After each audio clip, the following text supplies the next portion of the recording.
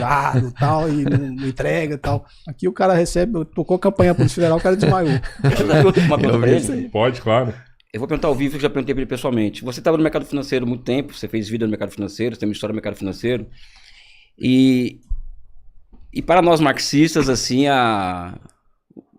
as classes dominantes acabam que a decisão final na política é dos grandes blocos econômicos, por exemplo, sistema financeiro, agronegócio, é quem decide que vai ser o candidato que vai enfrentar o Lula, por exemplo, né? A minha pergunta é, se você pode entregar pra gente alguma experiência desse tipo que você viveu, ou seja, aqui no Brasil também acontece isso, ou seja, o sistema financeiro fala, olha, o nosso candidato é isso aqui, e impõe isso impõe, por exemplo, Bolsonaro ou Tarcísio, o agronegócio, a mesma coisa, eles têm essa força real mesmo, evidente que tem, mas é fato isso mesmo? Você já testemunhou esse tipo de coisa? Como que funciona isso, né?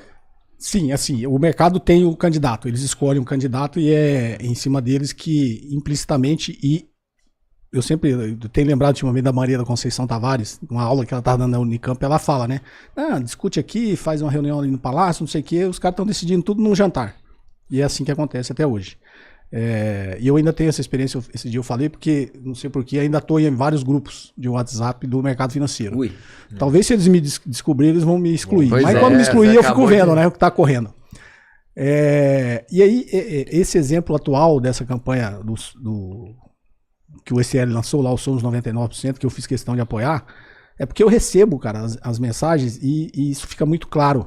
Tá discutindo lá o Haddad, discutindo com o Hugo Mota, na época com o Arthur Lira, como que vai passar o decreto do governo. Eu lembrei da Maria da Conceição, tava na hora, cara.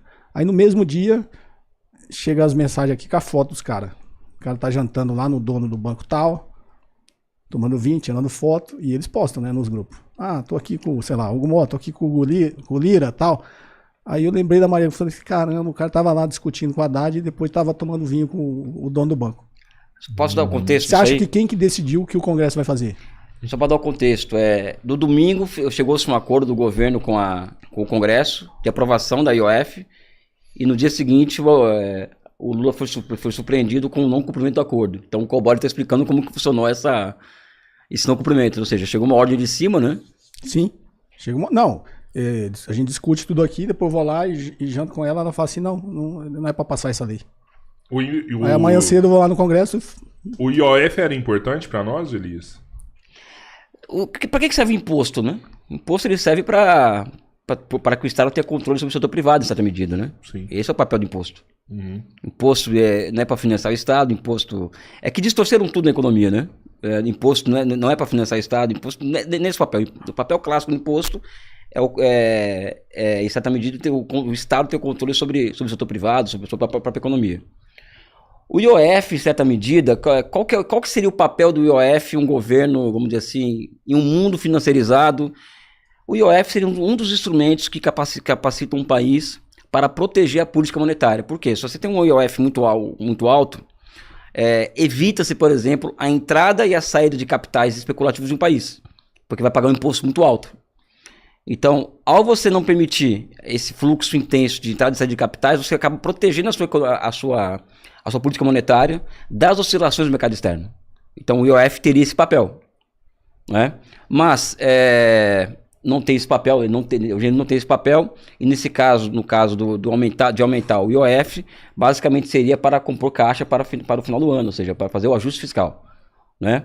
Mas evidente que como existem setores de economia inteiros interessados na manutenção desse chamado capital motel que entra e sai do país sem pagar imposto, né? Uhum. Então, e que isso acaba sendo uma forma de você fazer caixa no curto prazo, aí daí vem essa grita toda em torno do IOF, né? Aqui no Brasil hoje a gente tem mais evasão ou tem entrada em recursos? Porque quando você fala assim que o IOF é um controle de entrada e saída financeira... Deveria ser. Né? Em tese, a saída realmente não é boa, mas uma entrada de capital estrangeiro é bom, não é não? Quer falar? Na realidade, assim, não é que é bom. Até para dar um contexto histórico, sempre usando a China como exemplo. Por que a China deu certo? Deu certo, é um bom exemplo. Teve um período de Bretton Woods, decidido lá em 44, do acordo de Bretton Woods que acabou no início da década de 70, que foi que é chamada Era de Ouro do Capitalismo, Mas não porque o capitalismo é bonzinho, é porque tinha um grande concorrente, que era a União Soviética, e eles precisavam evitar revoluções, então eles tinham que fazer concessões para a classe trabalhadora. Então ficou conhecido como a Era de Ouro, que foi um período aí de 30 anos de bem-estar na sociedade, né? Justamente porque os trabalhadores tinham poder de negociação, porque tinha, na ótica do capitalismo, o fantasma do comunismo ameaçando revoluções em todas as nações. Só que o que foi o acordo de Bretton Woods e por que ele permitiu tudo isso? O mundo precisava ser reconstruído. Vou falar sobre o ponto de vista econômico para a gente não viajar demais na maionese aqui. O Bretton Woods era controle de fluxo de capitais. Os capitais só podiam entrar e sair dos países na economia real. O que é na economia real? Só pode entrar e sair dinheiro aqui para comprar esse copo, para comprar esse livro, para pagar o salário dele, só para comprar esse microfone. Então tinha que ter trocas reais, se eu fosse resumir. O capital só podia entrar e sair dos países para fazer trocas reais. Não podia capital financeiro ficar navegando nos países, porque eles sabiam que isso desestabiliza a moeda dos países. Então tinha o controle rígido no fluxo de capitais, taxa de câmbio fixo e um controle rígido na taxa de juros. É isso que aconteceu e que permitiu que as economias fossem reconstruídas. Estados Unidos abandona o padrão dólar em 71, abandona o acordo de Bretton Woods, Japão começa a crescer demais, a Alemanha se torna a maior economia da Europa, industrial, né, a maior potência industrial da Europa, o Japão a maior potência industrial da Ásia, Reino Unido e França são reconstruídas, que eram os países aliados que foram destruídos. Aí os Estados Unidos falou, opa, esses caras vão começar a me dar trabalho, já existia a ameaça que o Japão ia ultrapassar a economia americana, vem cá, acabou a brincadeira, Acordo de Plaza, 1985, acabou esse negócio, vocês vão ter que sobrevalorizar a moeda de vocês, por um simples motivo, vocês vão ficar menos competitivos nas exportações, e acabou todo esse negócio de controle. Aí veio a revolução, logo depois de 85, veio a revolução neoliberal, que era justamente o inverso, livre fluxo de capitais, livre comércio, câmbio flutuante para todo mundo, quem tem empresa estatal privatiza empresa estatal, quem não tem controle de gasto público é austeridade fiscal, é o famoso consenso de Washington. Foi feito isso aí. Isso permitiu que os Estados Unidos tivesse uma sobrevida, porque ele estava sendo ameaçado. Veio toda essa revolução neoliberal. Na verdade, aí nessa hora ele vira o dono do negócio tudo, o dinheiro é o dele. Exatamente. E isso está no livro da Isabella Weber, que é economista alemã, como a China escapou da terapia de choque. A terapia de choque é o consenso de Washington. Caramba. Né? E aí a China simplesmente falou não. Até porque nunca teve que seguir a cartilha dos Estados Unidos. Aí continuou fazendo o controle do fluxo de capitais, o câmbio lá não é flutuante, e eles controlam a taxa de juros dele. O que os economistas falam que é o problema hoje? Isso é uma trindade impossível. O Brasil faz tudo o inverso. A gente tem livre fluxo de capitais, nosso câmbio é flutuante, e nossa taxa de juros, que o Elias falou bem, lembrou bem, a gente não tem controle da nossa política monetária, porque a gente está sujeito como a gente tem livre fluxo de capitais e campo flutuante, a gente está sujeito. A taxa de juros atua sobre a demanda. Já está provado em vários estudos, de vários economistas sérios, que a taxa de juros no Brasil não combate a inflação de demanda. Porque a nossa inflação, quando você abre a inflação, o grande impacto da inflação nossa é uma parte, a grande maioria da inflação inercial e outra que vem pelo câmbio. Então, a nossa política monetária, que o Elias lembrou bem, ela só atua no câmbio. Como a gente tem livre fluxo de capitais e campo flutuante, eu preciso manter um spread grande para a taxa de juros americana, na nossa taxa de juros, para evitar que os capitais fiquem correndo livremente, principalmente saindo. Então, voltando lá, se eu tivesse um controle no fluxo de capitais, e o IOF pode ser utilizado para isso. É como se fosse, eu gosto de dar o exemplo da consumação, né? Você abre o boteco aqui e não cobra consumação, tem que ficar entrando e saindo aqui, aproveitando a sua estrutura e vai embora. Sim. Você não ganha nada. Você põe uma consumação lá, o cara tem que gastar um mínimo. Então o IOF teria mais ou menos isso aqui, ó. Você vai colocar ali um custo de oportunidade. Para eu entrar no Brasil, tem que pagar IOF, tem um custo de oportunidade. Só vale a pena se eu ficar ali pelo menos 2, 3 anos, né, para eu pagar esse imposto. Como não tem, eu entro hoje e saio amanhã. Entendeu? E aí o câmbio fica flutuante, o fluxo de capitais faz com que a nossa taxa de câmbio fique oscilando muito. Quando a taxa de câmbio sobe muito, afeta a nossa inflação, que os commodities é tudo dolarizada. E aí o que eu tenho que fazer? Política monetária, levar a taxa de juros lá em cima. E aí vem com esse negócio de problema, o Brasil tem problema fiscal, não? O Brasil, se a gente tivesse problema fiscal, a gente pagava $1 trilhão em juros nos últimos 12 meses. Algumas $1 trilhão, pessoas... não, $1 trilhão. A gente não estaria pagando isso. Então aí fica nessa discussão, precisa fazer um ajuste fiscal aqui porque precisa economizar 50 bilhões. Porra, e $1 trilhão que está sendo pago lá do outro lado? Algumas pessoas no chat pediram para explicar esse conceito de IOF, né? Porque tem pessoas que acreditam, IOF vai impactar na pessoa física, na pessoa jurídica.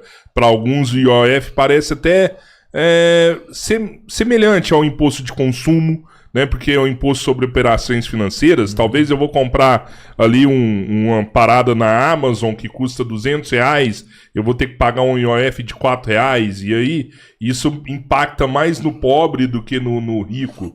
Pode falar um pouco mais sobre como funciona o IOF? Rapidamente, assim, só para desmontar o espantalho. Uma coisa é você pagar R$4 de IOF numa compra na Amazon. E outra coisa é você pagar R$400 mil de IOF na operação de bilhões de dólares. Ou seja, eu acho que temos que colocar escala nas coisas, né? Eu acho que a gente está num momento político em que o papel nosso é desmontar espantalhos o tempo inteiro, porque eles são o outro lado, né? Eles têm doutores e mestres para criar espantalho o dia inteiro, né? Para assustar a população, para criar crise, um clima de pânico, de terror. Então é evidente, você vai deixar de pagar R$3 do IOF para pagar R$3,50, não é? Mas o alvo não é esse. O alvo é aquele cara que faz uma operação de milhões de dólares de entrada e saída de capitais do Brasil, ou uma operação dentro do país mesmo, sabe? E vai ter que pagar, pagava 200 ou pagar 300 mil reais de imposto. Ou seja, acho que essa que é esse que é o grande lance é ver a escala de como as coisas funcionam, né? O alvo do governo Lula com o aumento do IOF não é os pobres, entendeu? Muito pelo contrário, né? É porque a galera fala que de todo jeito o cara que tá lá em cima escapola disso aí. Ele repassa, né, pra baixo. Sei lá, o cara ia pagar 200 mil numa transferência, pagou 400, ele pagou o dobro. A hora que ele tem algum serviço ou produto para oferecer, ele embute isso aí e joga lá pra baixo de novo, entendeu? Essa é a dinâmica que eles estão vendendo aí. Sempre quem tá lá na base é quem vai acabar. Quem vai chegar lá mas embaixo, como o Elias fala, isso é terror, né? Você acha que o cara que sai com esse argumento, ele tá realmente preocupado num R$1 a mais que o povo vai pagar na Amazon? Ele não tá preocupado com isso, ele tá preocupado com os 400 mil que ele vai ter que pagar. Ele vai ter que pagar 100 mil a mais. Como que eu faço para ele vai fazer? E esse espantalho de vai repassar pro preço também é um espantalho. Existe uma coisa que a gente chama de elasticidade do preço da demanda. Se você tá no mercado e tem concorrência, você não pode simplesmente repassar para baixo. Exatamente. Né? Se você aumentar R$1, a gente faz isso, cálculo em microeconomia, que é quantidade vezes o preço, eu tenho a receita. E aí eu jogo lá na minha DRE e faço todo o cálculo para saber se o negócio para mim é bom ou não. Você acha que se eu vender esse copo aqui por R$10, eu não gostaria de vender por 11? Claro. Eu vou aumentar 10% no preço. Por que eu não vendo por 11? Às vezes você não vai conseguir vender, né? Porque eu vou vender menos. Eu vou aumentar 10% do meu preço e vou vender 20% a menos. Opa, não vou fazer isso. Eu preciso continuar vendendo por 10.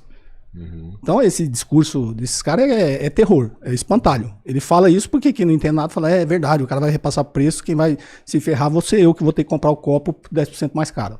Não é assim que funciona na vida real. Na economia, no mundo real, não é assim que funciona. Entendeu? Então a elite dominante, a elite econômica, ele cria, como o Elias falou, eles são profissionais em criar esses espantalhos para jogar a classe mais baixa, a classe mais pobre contra o governo. Ele não está preocupado com o real que o cara vai pagar mais na Amazon. Ele nem fez essa conta, ele nem sabe se vai acontecer isso aí. Aí ele joga esse espantalho, depois ele joga o espantalho. Não, mas se eu pagar, eu vou repassar pro preço. Não é assim. Porque você não repassa agora pro preço. Sem ter. Repassa, você vai virar lucro. Se você pode repassar pro preço, repassa agora. Não precisa nem o governo criar imposto. Repassa agora pro preço, vira lucro. Não é simples assim. Não é assim que funciona. Ô Elias, de tudo que a gente falou de China,